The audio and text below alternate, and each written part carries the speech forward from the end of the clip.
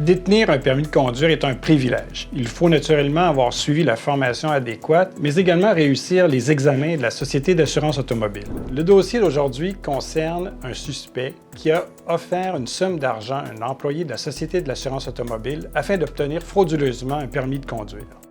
Pour en discuter, je suis avec Natacha Gaudreau. Merci Natacha d'avoir accepté notre invitation. Ça me fait plaisir. Qui était évaluatrice à la Société de l'assurance automobile au moment des événements, et de Pierre Kerr, enquêteur au dossier pour le commissaire à la lutte contre la corruption. Merci Pierre. Ça fait plaisir.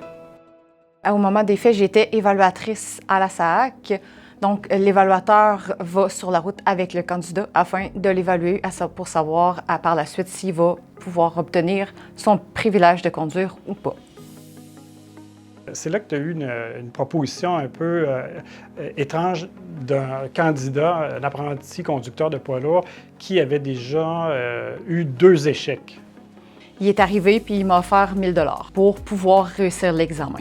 Une fois rentré à la SAAC, je suis allée voir directement mon chef d'équipe. Je lui ai dit ce qui s'était passé. Ma gestionnaire est venue me voir puis elle me dit « C'est correct, merci d'avoir fait ça. Ça restera pas là, on va monter ça plus haut. » Il y a un premier tri sommaire qui est fait par l'équipe qui est au ce qu'on appelle le CEDAR, le Centre de dénonciation. Puis après ça, c'est envoyé à une équipe d'enquête, comme ça a été le cas dans ce dossier-là. Pourquoi ce dossier-là est-il abouti à l'UPAC-CNCC? Parce que ça impliquait un fonctionnaire dans l'exercice de ses fonctions. Le créneau de l'UPAC, c'est tout ce qui touche l'argent du gouvernement, mais aussi les employés du gouvernement. Donc, c'est un créneau qui nous est spécifique.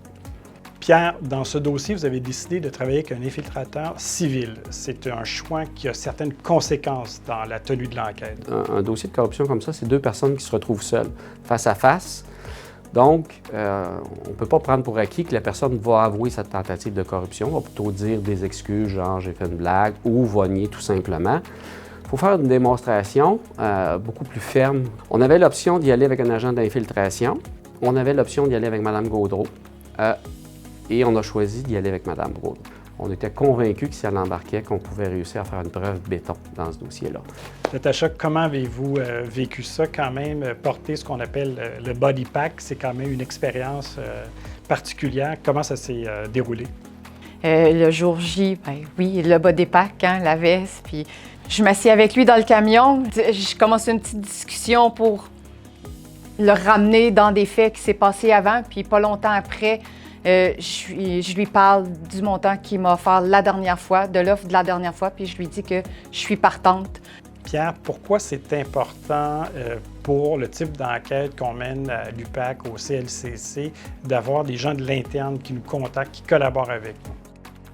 Tout d'abord, nous, on fonctionne, le travail policier, c'est basé sur l'information. Dans un cas comme ça, quand c'est un professionnel en plus qui te contacte, c'est la qualité de l'information, c'est l'intégrité de l'information, tu peux croire à ce qui t'est donné. Ça rend déjà les assises du dossier très solides. Pourquoi c'était important pour toi de rapporter ces événements-là? Parce que conduire un poids lourd, c'est une responsabilité. On est responsable de notre vérification mécanique. Si on ne sait pas la faire, si on ne la fait pas, qu'il arrive quelque chose sur la route, c'est la sécurité de tout le monde qui est en jeu. C'est un camion. Dans ce dossier, devant la preuve présentée, l'accusé va déposer un plaidoyer de culpabilité. Ce dossier illustre l'importance pour les titulaires de charges publiques de rapporter des situations potentiellement dangereuses pour les citoyens. Natacha, Pierre, merci beaucoup d'avoir participé et je vous donne rendez-vous pour une prochaine capsule du commissaire à la lutte contre la corruption.